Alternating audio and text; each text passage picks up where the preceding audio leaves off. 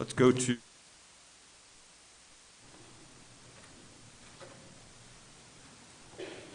again Psalm 84.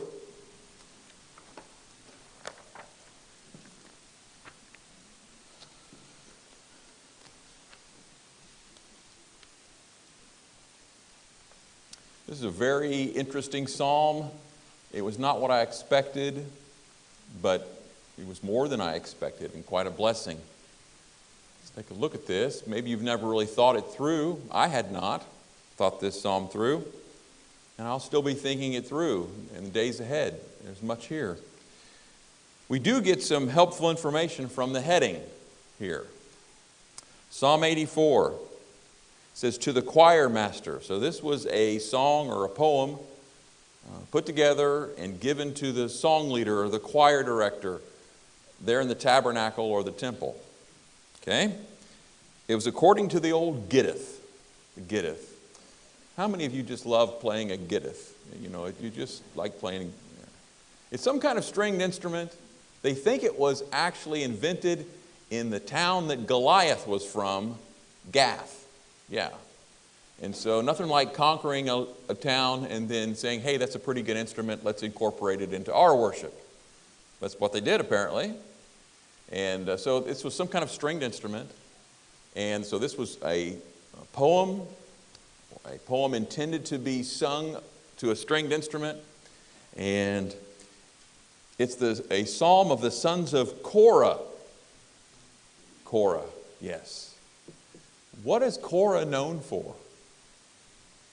Actually, not good things. Now, we do know that there's three things we know about the sons of Korah, and we think they're all the same family. The first thing we read about Korah is they led a rebellion against Moses. Bad rebellion. It got so bad that there were thousands killed, including all their family, a lot of their family. Some apparently survived. Okay? So they have a name like, how many of you would name your child, maybe give him the first name, middle name, whatever your last name is. If your last name, let's say your last name is Jones, would name your son Benedict Arnold Jones. Does that sound like a good name? And then name his sister Jezebel. What a wonderful name. You know, there's certain names that get associated with bad things. Okay? Well, the name Korah was associated with rebellion. Bad rebellion that cost many people their lives. And so that's true. That's true. And whoever wrote this psalm and made this song, they had in their heritage, a very bad background, a background of rebellion. Some of you may have been raised in a family where your family, like at Father's Day or Mother's Day, while everybody else has fond memories of their father and mother, you actually do not. Because you were raised in a very rough family, perhaps notorious for things very bad. Okay? Well, that was the name of Korah. And but they went on to be two or three other things. Songwriters, singers. They also went on to be doorkeepers in the temple or the tabernacle. They were in charge of supplies. They actually lived, I wouldn't say in the temple or in the tabernacle, but right around it, associated with it. There were rooms that they could stay in. They actually lived there year-round. And they also were in charge of making the bread. So they were bakers, and they were singers, and they were doorkeepers, and they were rebels. That was all involved in their past. You know, most of us do have what we call checkered pasts. Yeah. Truthfully, the way you were raised affects you, even though you maybe you may have had bad times as a child in a rough family, but that carries right over into adult life. You still carry a lot of that stuff into adult life, no doubt about it. So they carried that. But I guess they decided, you know what, our name is Korah. We're going to be known as Korah. Maybe in hearing our name, they'll say, you know what, they were scoundrels. That family was a bunch of scoundrels. But now they're writing songs for the tabernacle. They're writing songs for the temple. And they bake some pretty mean bread. And nobody can open the doors like those guys. Yeah. So maybe they put a new reputation to that name. Well, they wrote this. These are the people who wrote this are the sons of Korah, and apparently just one guy wrote it because he uses the term I a lot here. And he wrote this as a doorman at the temple. He wasn't a priest, he wasn't a Levite per se. He had a menial job of a doorkeeper, a gatekeeper, baking the bread. Now, I would say writing a song for the tabernacle, that would be pretty good, yeah. But they didn't have a lot of what I would say claim to fame. But what you have here is a guy and a Korah, a family of people, the sons of Korah, the family of Korah. They are so happy that they get to live right by the temple and go in there perhaps daily and sing and serve. They just can't believe they got that job. They can't believe it. You ever gotten a job and say, I can't believe they pay me to do this. This is great. I would do it for free, But I'll take the money either way. But that's what's going on here. They're saying, oh, whoa, we are so blessed. I thought about something that's a little akin to that. There are good churches in the United States of America. Tri-County is a good church. We are blessed to have this church. It's a blessing. We can come here. And you know that when you come here, we strive really to live by the book. We strive to do that. We strive to preach it, teach it, just as God presented it. Does every church do that? No. Are there places in our world they don't even have a church? I was listening to a man speak last night, and he said he was going door to door to these different huts. And he said he was telling people about Jesus. And it was the first time they'd ever heard the name of Jesus. And one of them, they were just soaking it in. I think he went back 2 or 3 weeks later to this one couple he had witnessed to. And they said, you told us about this man. Why didn't you come back and tell us more? We've been waiting for 2 or 3 weeks to hear about this Jesus. And he just couldn't believe it. He would go door to door, and these people had never heard about Jesus. And he was just giving them this. He said, there's a God who created it all. And we have sinned against him, and he sent his own son to die for our sins, and he rose again, and he will save you from hell. Wow. He was telling that to them for the first time. So you look at us today. How many churches are just in Lake County, you think? Even if you don't go to church, you can even watch me right now on YouTube. Some of you prefer to do that, so you don't have to change and you can drink your coffee. I get it. Back there, I'm pretty sure they have me on pause and or ordering pizza. Anyhow. But my point is that we have Jesus on every street corner. Even if you can't go to church, you can get him on your phone. We are really blessed. Have we really rejoiced at the blessings that we have? And what these sons of Korah are doing, and now let's read this. There's one man speaking for the whole family, and he says, how lovely is your dwelling place, O Lord of hosts. It's fantastic. I got to thinking about this. I'm pretty sure he's talking about the tabernacle and not the temple. I think in the King James it may even say tabernacle. Maybe it says habitation. I'm not sure. But I think it's talking about the actual, by the way, the tent. Has anyone seen an artist rendering of what the tabernacle looked like? Is it pretty? It is not pretty. It's not that pretty at all. It's kind of got this big old skins of animals over top of it. It's kind of dreary looking. Now maybe the perimeter little curtain walls were pretty.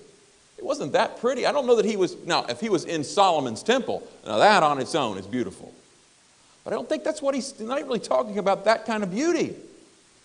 Can you be in a church where there's not nice pews and there's not nice seats, there isn't nice acoustics, and it can still be a lovely place? What makes it lovely, what? Is the presence of God. And what he's saying is, how lovely this place is that I get to work every day. He said, and he genuinely loves being there. Verse 1, how lovely is your dwelling place, O Lord of hosts. My soul longs, yes, faints, for the courtyard, the courts of the Lord. Because he couldn't go actually into the temple or the tabernacle. That's only reserved for priests. Holy of Holies is only reserved for one priest. He's just talking about being in the outside area where they make sacrifices. He says, it is so lovely. I just love being here. When I'm at home, sleeping in my tent or my little house, I'm longing to be back here. Why? It wasn't the place. It was who was in the place. How lovely it is here. I long for it. And it's a genuine longing. We used to do this. I'm not saying it's wrong, but we used to give away prizes for people who would come to church. One time we had this rubber gripper. You put on your lid, and so our theme was get a grip on life. If you go to church today, we'll give you a free gripper with the name of our church on it. And we did. That's okay. It's okay. Some of you say, yeah, I got one of those grippers. But some people come to church only for what? The gripper. That's the only reason they came. They got the gripper. But he's saying, I really want to be here. I love it here. Because he says in verse 2, my soul longs. Not just a part of him. My soul at the very depth of me. I long to be here. I faint. I almost swoon when I think about being here. Because think about this. This is just a building. This material that it's built with, it's not holy. It really isn't. It's just a place. But yet there is something special about God's house. Just like there was something special about God's tabernacle and his temple. It's because God said, I will uniquely be there. He's everywhere, but he's uniquely there.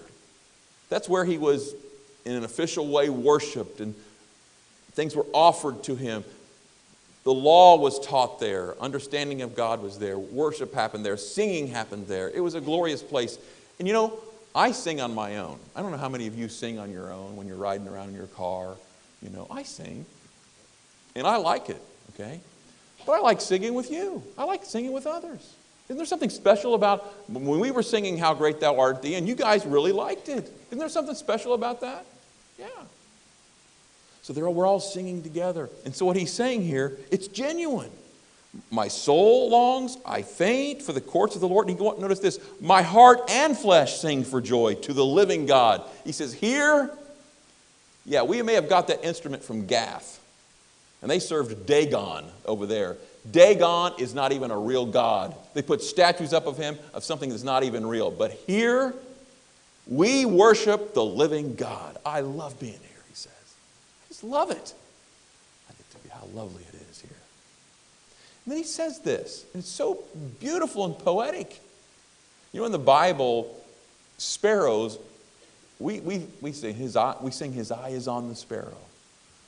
And we think of that beauty, how beautiful that is. I looked up the different sparrows that are in Israel and here and all that kind of stuff. But really a sparrow was an insignificant creature. It really was. And what he's saying here, even insignificant creatures are welcome in your tabernacle and in your temple. He says that in verse 3. He says, even the sparrow finds a home, and the swallow a nest for herself, where she may lay her young. At your altars, O Lord of hosts, my King and my God. He says, when there would be singing, maybe he and his brothers would be singing to the Lord, maybe the choir singing to the Lord, and when the song ends, you hear, cheep, cheep, cheep. I don't know what sparrows do. Somebody knows how to do it, go ahead and do it. But anyhow, but the point is, you ever gone into a store, and somehow a bird gets in there, it's flying all over the place? I really don't like that, by the way. I usually just choose to go to a different store at that point. But anyhow. Sometimes a bird will get in there. You know what? What he's saying here, he's saying, Lord, he says, you've invited all people to come into your house. You didn't necessarily invite the sparrows and the swallows, but you don't shun them away. They're welcome here. And to think about it, in the temple, in the tabernacle, there would be little crevices and little places where a sparrow and a swallow would find, that's a perfect place to put my nest and give a home for my young. And so it would have been during the songs, maybe before and after, you would hear the sound of birds in the dwelling place of the Lord. Now, actually, isn't that kind of wonderful? Isn't that wonderful? He says the sparrow and the swallows, they find a home here. They find protection here. They find it welcome here. They raise their young here. So he's just saying, I'm blessed. And he looks up and he says, so is that sparrow. So is that swallow. I see places around here. When we were over in Israel, I saw lots of places where they had little perches where birds could be. They had all these spikes sticking up. They're saying, we don't want you here. Well, there were no spikes in the tabernacle.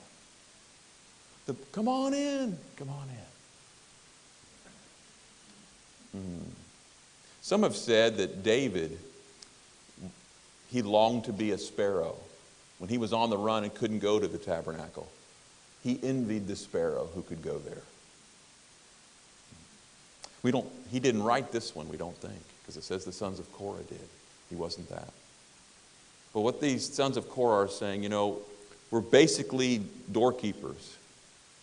We're singers. We're not priests. We don't even get to go in the actual tabernacle or temple, but we get to be in the courts, and we love it. We love it, because here you are worshiped. Here you are taught. Here you are reverenced, and you're the living God. We love it.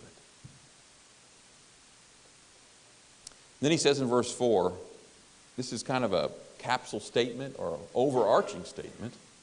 Blessed are those who dwell in your house, ever singing your praise. And that Selah is put right there. It's kind of like, think about that for a minute. There is something special about God's house and being together with other believers. There's something very unique about that. And you should not forsake it. You should be here. You should say, how lovely is this dwelling place. But the truth is, if you couldn't be here, you could still enjoy closeness with God. You can. You can. Now he talks about a different group of people. He says there's some people who live far away from the tabernacle. They can only come maybe 3 times a year. It costs a lot to trek down here. He said there are other people, he says, and in a sense he's saying we count our blessings. There's some people who come down here for the winter, right? And a lot of them have good churches they belong to up north somewhere. And they love, and in a sense they have 2 church homes. They love it. Some people up north, they don't have a good church. I've talked to a few and said, I said, how's your church up north? It's terrible, Pastor. I think we're going to end up having to close. That's tough. Okay? Yeah. But what he's saying here, there are some people that don't get to be close to a good dwelling place of God, at the tabernacle, the temple. There are some people in our world that don't get to be close to a good church. Okay? That just happens. But notice what he says here. He's going to talk about these people who don't get to be in God's house day by day by day, working there. They're not like the sparrows and the swallows that can be there, make their home there. These are people who live far away. They can come at the 3 feast times, perhaps. He says, verse 5, blessed are those whose strength is in you, in whose heart are the highways to Zion. In their heart, they want to be there. In their heart, they want to be in Zion. In their heart, they want to be at the tabernacle. They want to be singing the songs with Korah and the other songs. They want to be there, but they can't. Well, just that desire to be close, the desire to be with God, in a sense, that's enough. That really is enough. Now, if you can be in church, if you can go to God's dwelling place, you should be there. Right? It would be strange that you wouldn't want to be there. Okay. But sometimes it's not physically possible. And for some, it wasn't physically possible for them to be there daily or even weekly at God's dwelling place in proper, the tabernacle or temple. It wasn't possible. And it says, those people, they have, in their hearts was the highway to Zion. They would think about it, I'd love to go there, but I can't. So I'm going to worship you right where I am, oh God. Remember that woman at the well? She asked Jesus, where's the right place to worship? The Jews say it's in Jerusalem, but we Samaritans say it's in Samaria. Where is it?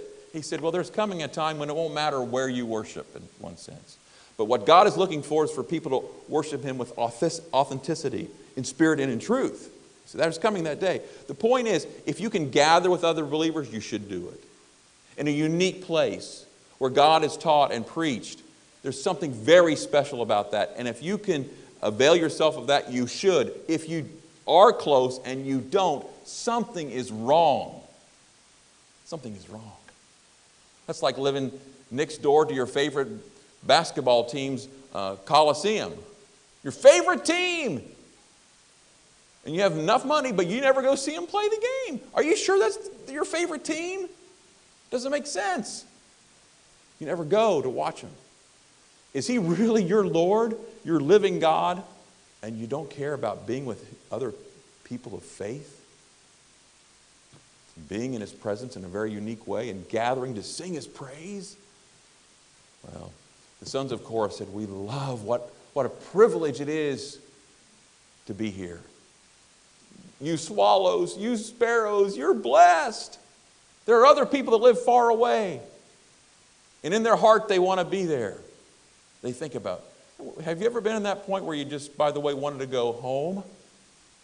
You ever had that? You're in one place, but you just, in your heart, you would say, my home is in my heart. I want to be there. I want to be there.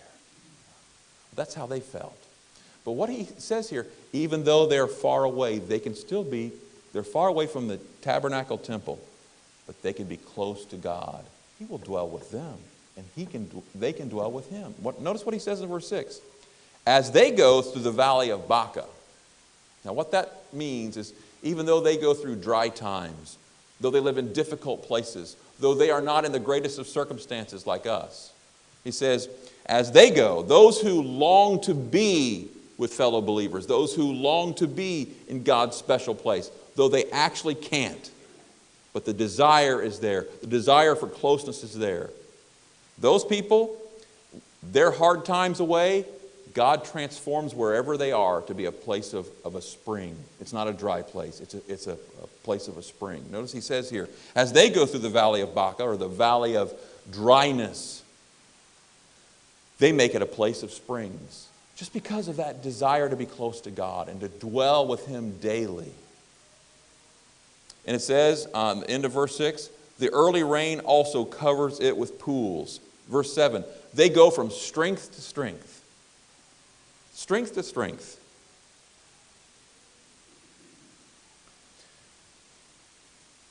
They get a special endowment because in their hearts they want to be there, but they can't actually be there. God blesses them too. They can have a closeness. And then he says in verse 8, and I don't know where to classify this when he slips in a little prayer here.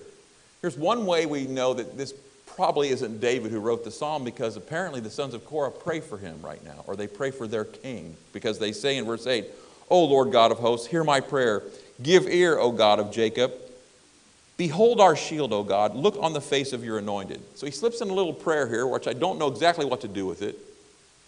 But the sons of Korah, they say, and watch over our leader. They refer to their leader as a shield.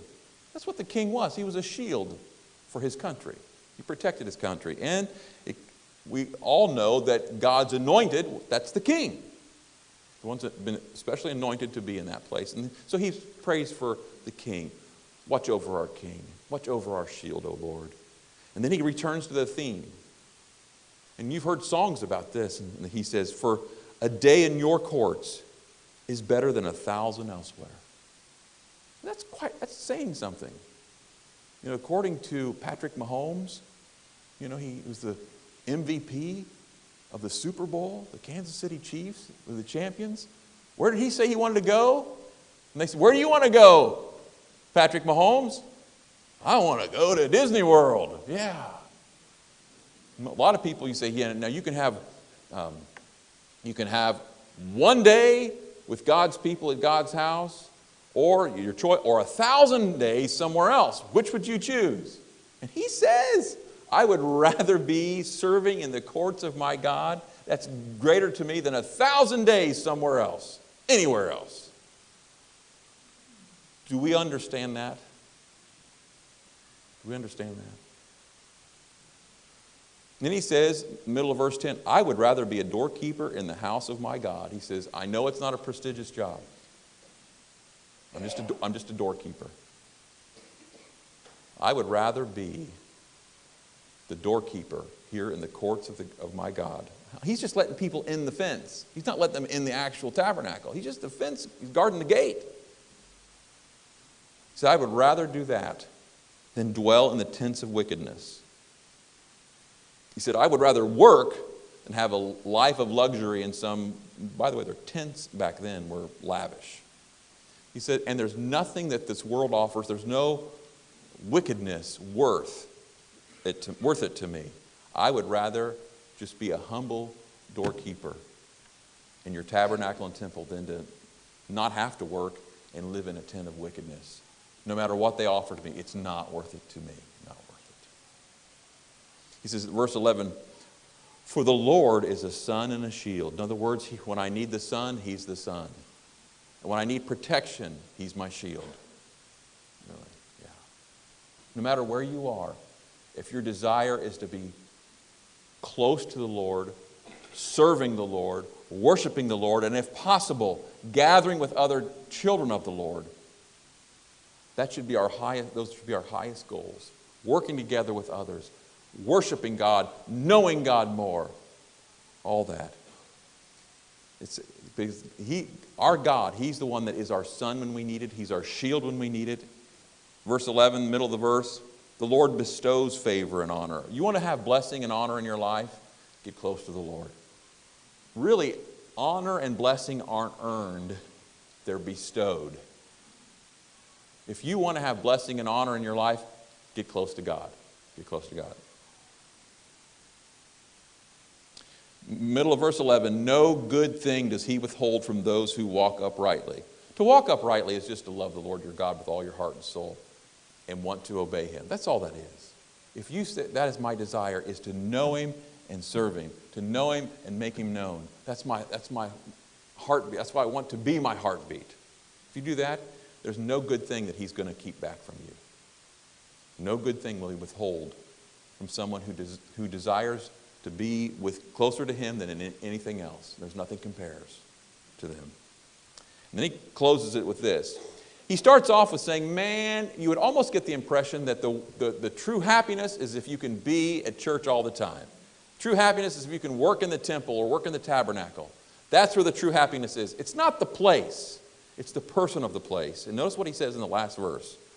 O Lord of hosts, blessed is not the one who gets to work at the temple, not the one who lives right beside it, not the one who is close to a great church or whatever, but blessed is the one who trusts in you.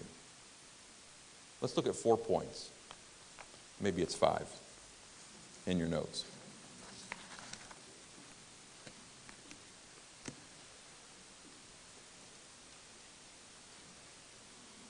Some things I want you to just take away from this.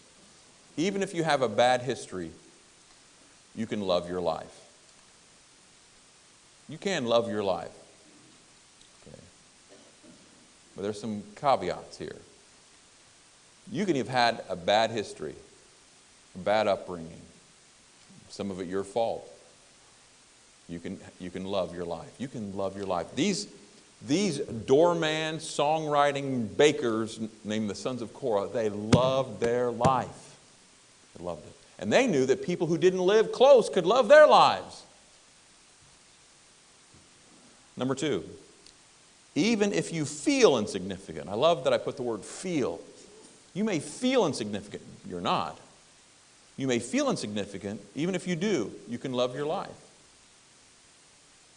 Some people think, well, I'm just nothing. I have a meager, horrible, terrible, minuscule life. No. Draw near to God, and He will give you. My wife, she quoted to me on the way to church this morning. He came to give us life, and life abundantly. Abundant life. Yes. Number 3, even if you have a difficult road, you can love your life. Even if you have a difficult road, number 3, even if you have a difficult road, you can love your life. There were people there in verse 6 and 7, they had dry times, hard times, distant times, but they could love their lives. God blessing in their lives, giving them the water they needed, giving them the strength to strength, they had it. They could do all things through Christ who strengthened them. Number 4, the life you can love is the life that is close to the Lord of hosts. That's the life you can love. The life you're going to regret is the life that's spent on you. Actually, if you spend all your life on your kids or your grandkids or other people, you're going to regret that too. Spend it on God. Just give Him your life, and He'll tell you how to live your life, how to spend your money, and what to do. And He'll help you invest it perfectly.